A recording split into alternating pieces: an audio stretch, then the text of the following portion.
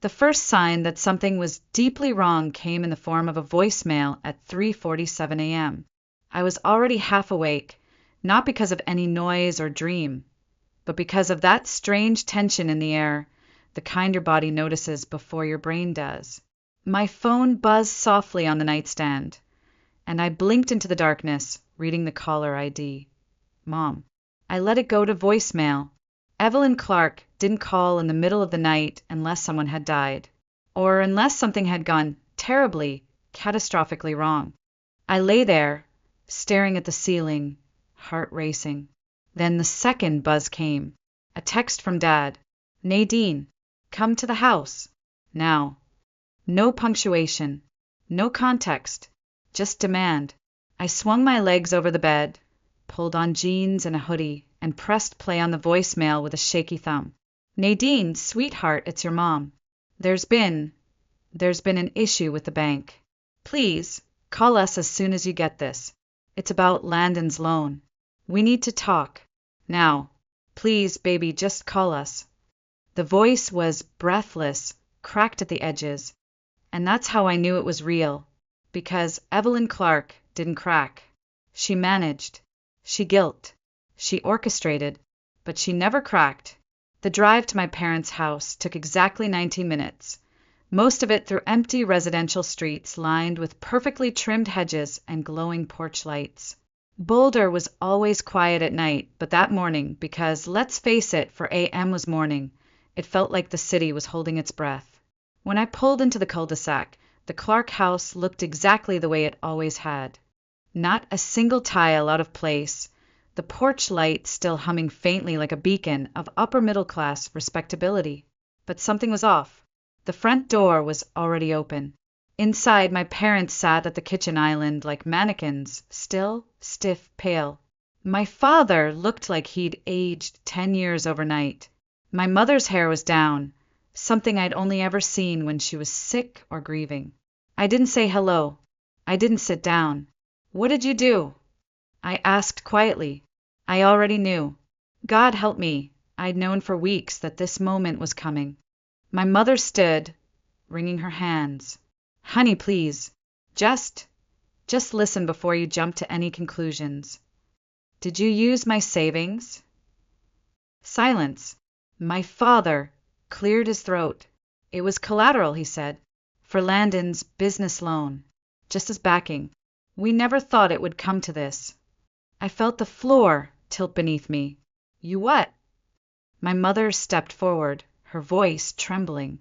Brady, his partner, disappeared. The payments are overdue. The bank's calling in the loan. They said they'll seize the collateral if we can't pay. My savings. The account I'd opened when I was 16. The one I'd nurtured through college, graduate school, my first job, every bonus, every raise. 15 years of quiet, careful discipline.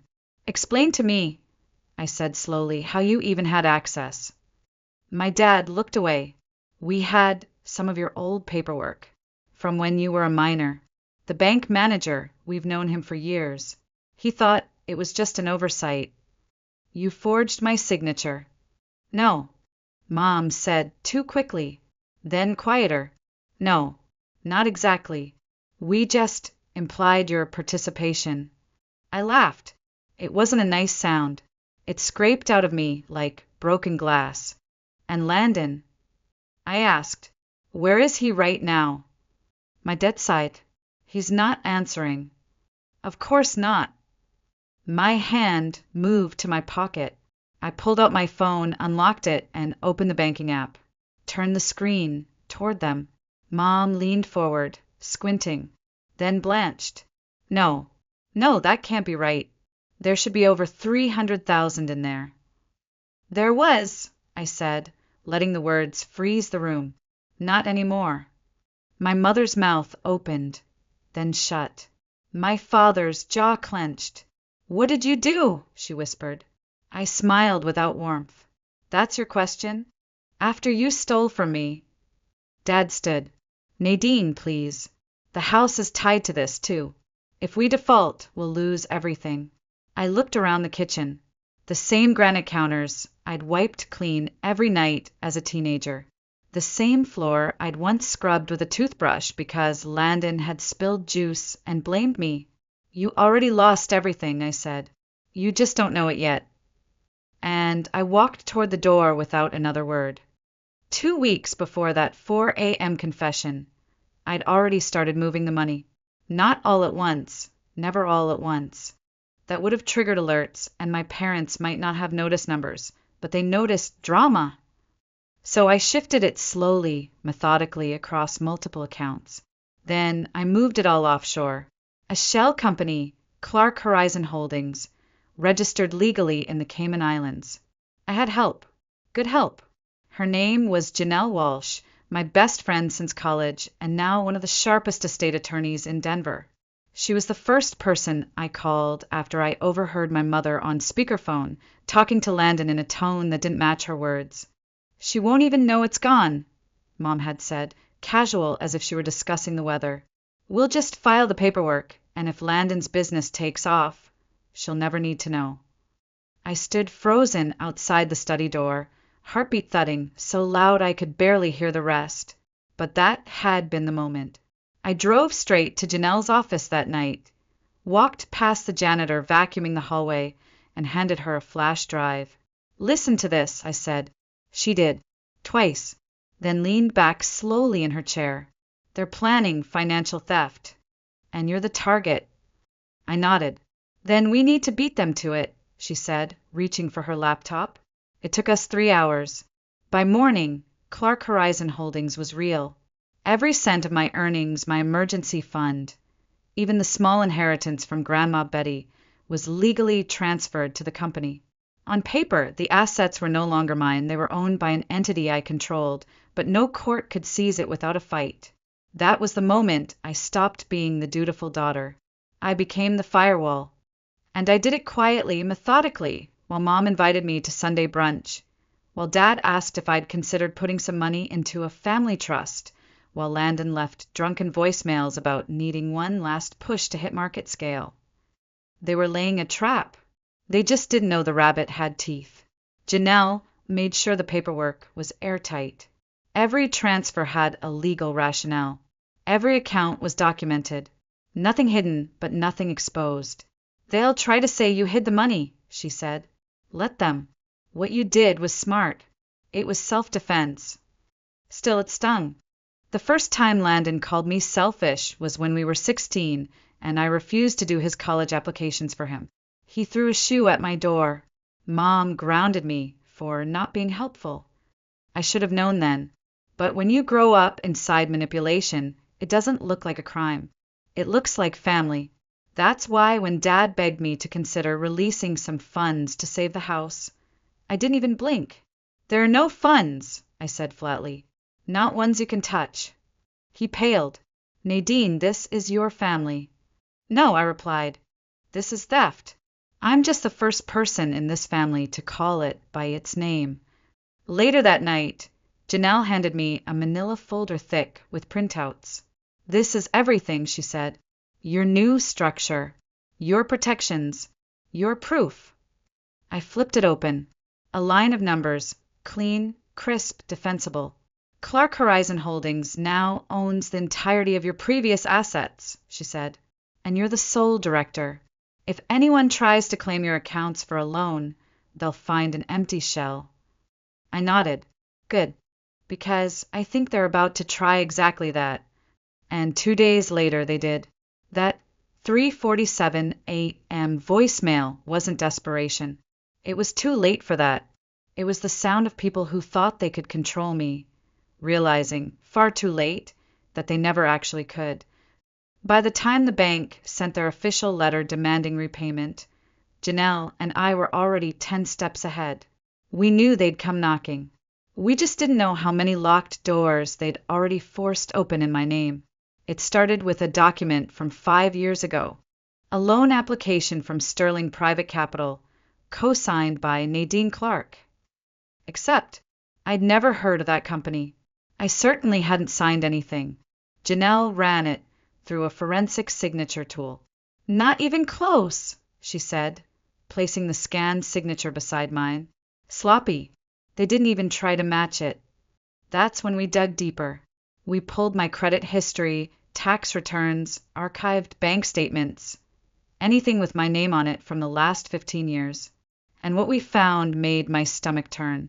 17 forged documents, all tied to personal loans, business registrations, or financial transfers, all bearing variations of my signature, some from when I was 20, others as recent as last year, different banks, different purposes.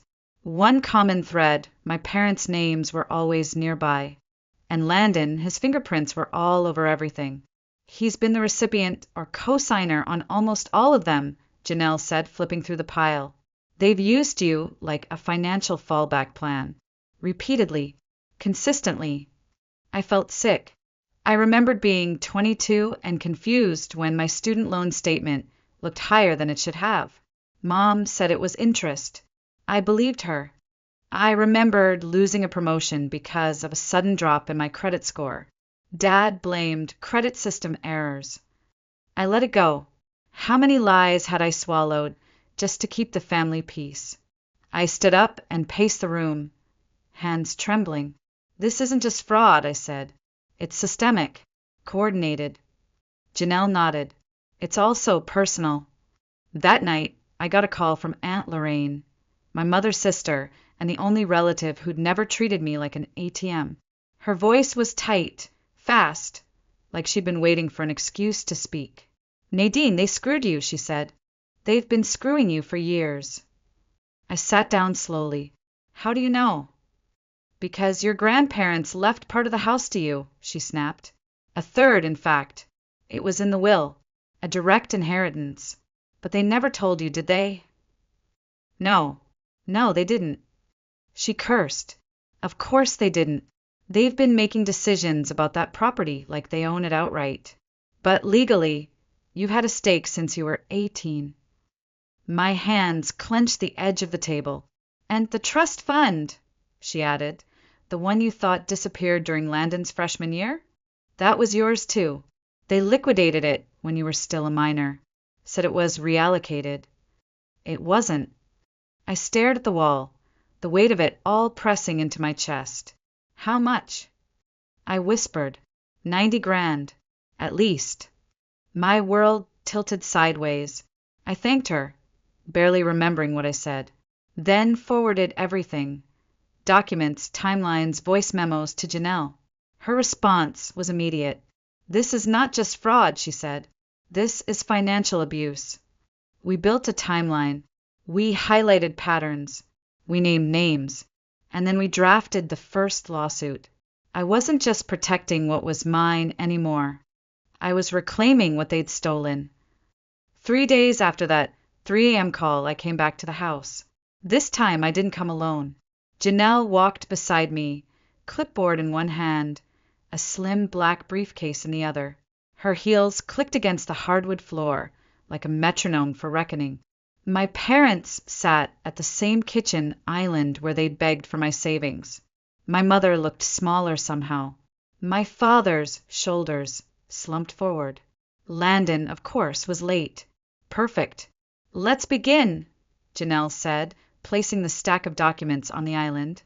We're here so Nadine can present the legal and financial evidence of the fraud committed in her name. You'll remain seated and silent until she finishes. Dad scoffed. This is ridiculous. Page 3, I said calmly, sliding a sheet forward. That's a loan application to Sterling Private.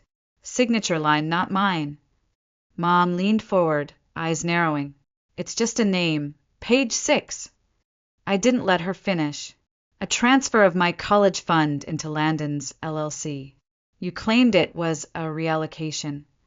You never asked for my consent. Nadine, sweetheart. Page 9. I continued, voice steady. Bank statements from Midtown Credit Union. You used my savings account balance as collateral. Dated 2 months ago. My mother blinked. That can't be right. You had over $300,000. I did, I said. 3 months ago.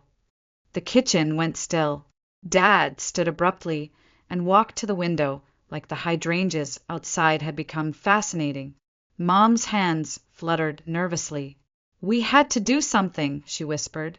"Landon and Brady had an opportunity. Where is Brady?" I interrupted. Silence. "He's disappeared," Dad finally admitted. "No one's heard from him. We think maybe Singapore."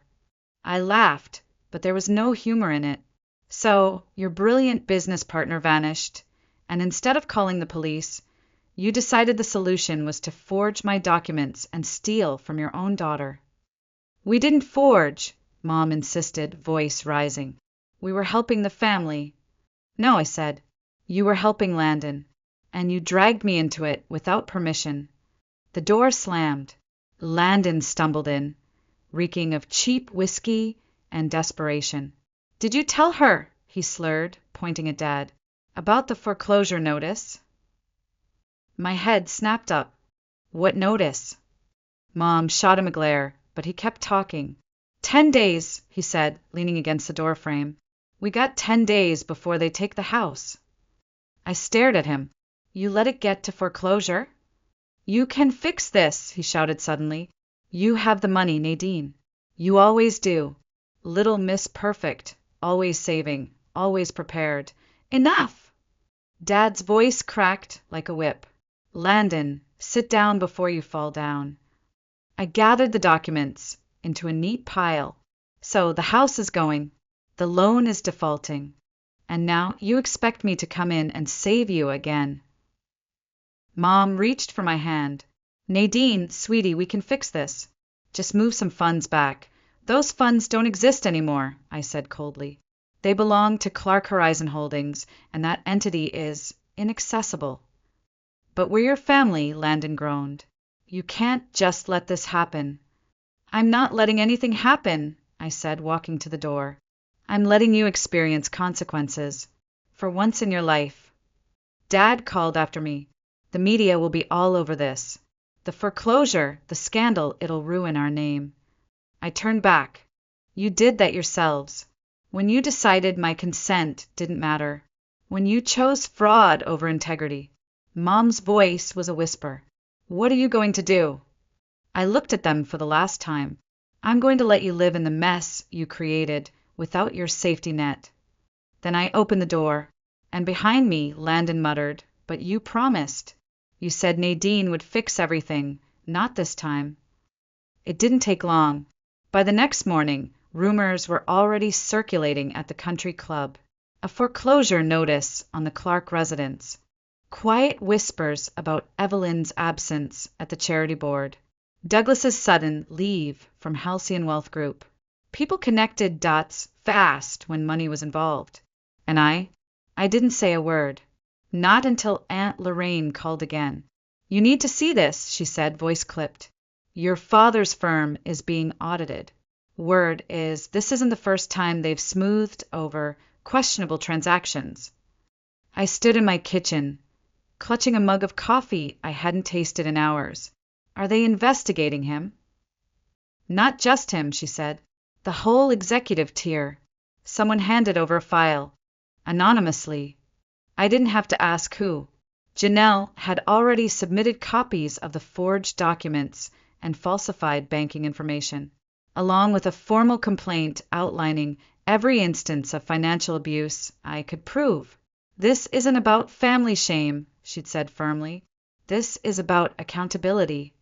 The same day the complaint became public record, I received a text from Landon. "You destroyed everything. Hope you're happy." I didn't reply. Then came the one from my mother.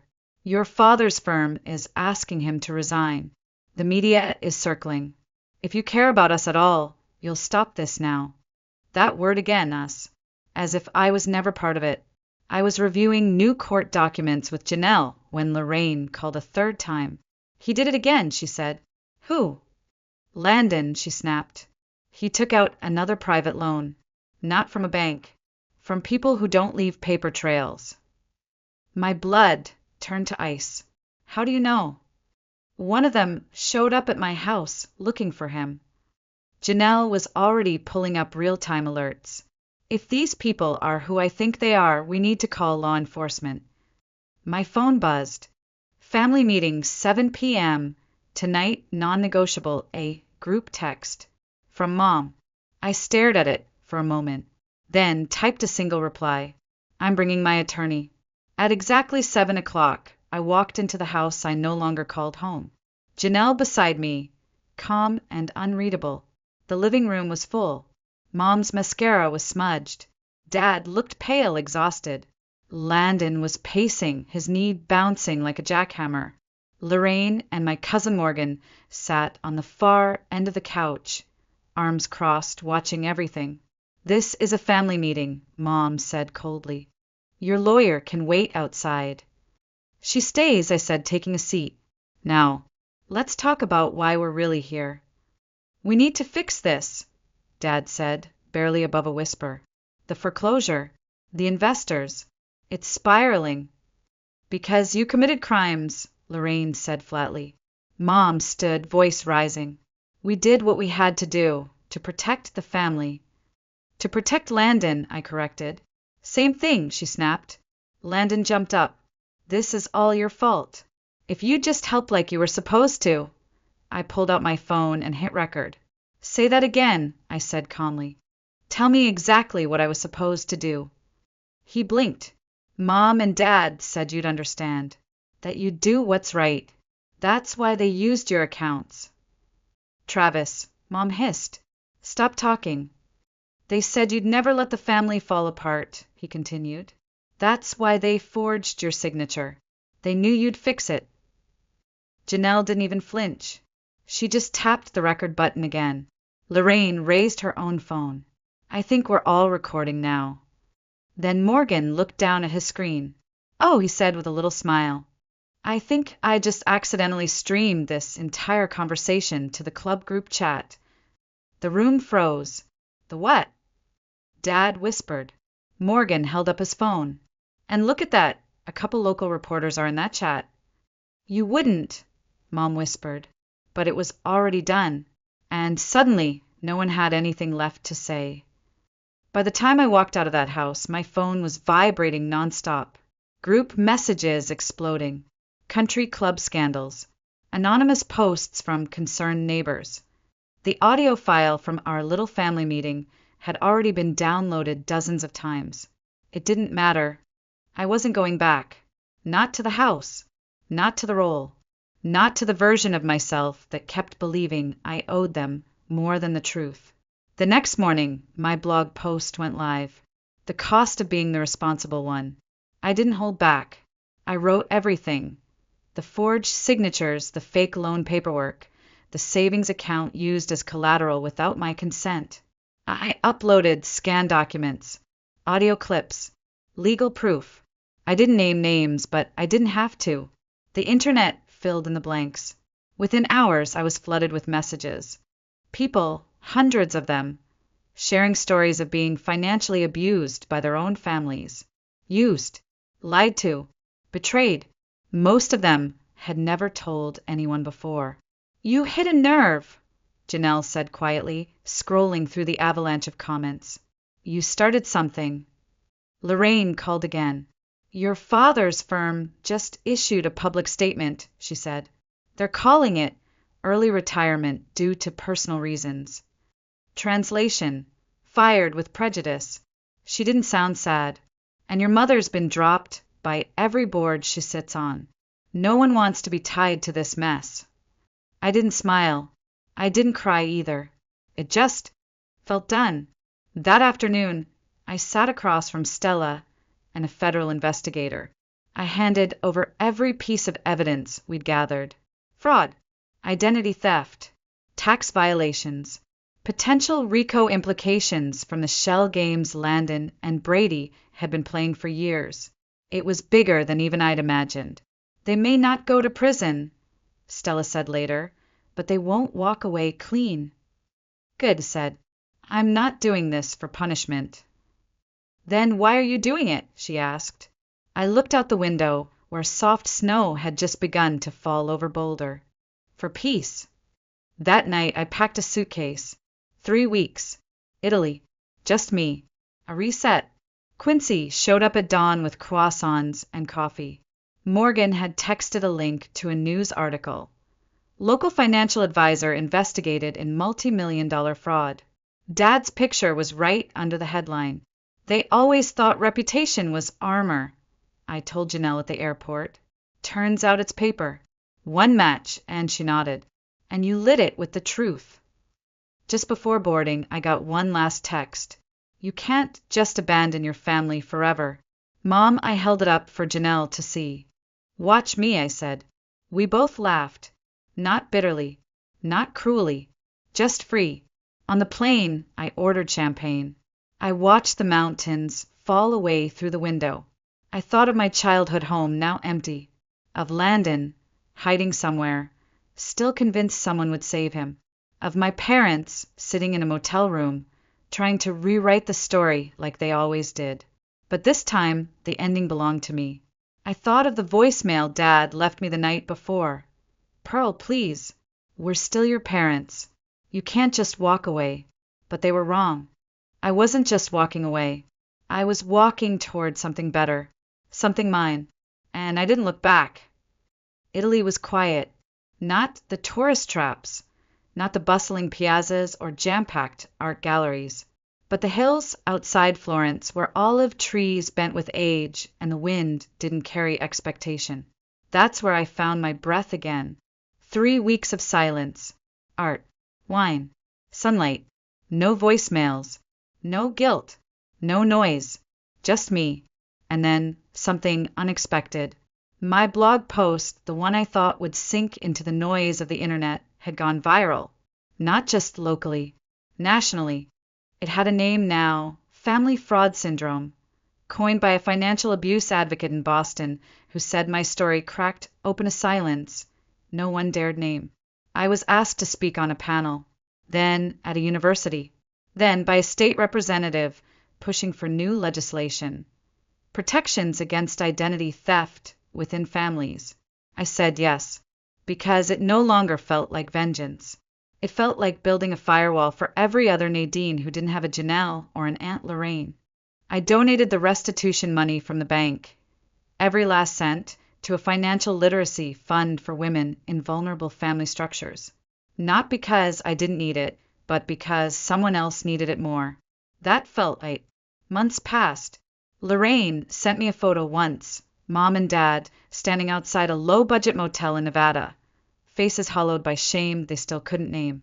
Below it, she texted, "She keeps saying if you'd just come back, this would all go away." I replied, "So would the truth." And that was that. Janelle and I started a side project, Clark Horizon Foundation, named for the very shell company that saved me. But now it funded real women, real exits, real autonomy. People asked me if I forgave them. I said forgiveness was never the point. Understanding was. And understanding this, that sometimes the kindest thing you can do for a drowning family is let go of the rope. I kept one thing, a photo. Me, age 17, standing with my diploma, bright-eyed, naive. It was taken 2 weeks before they stole my college fund. I didn't keep it to remember the pain. I kept it because that girl became me in spite of everything. And because one day when I'm older and someone else asks, "How did you survive that?" I'll show them her photo and say, "She didn't survive. She rebuilt." And that made all the difference.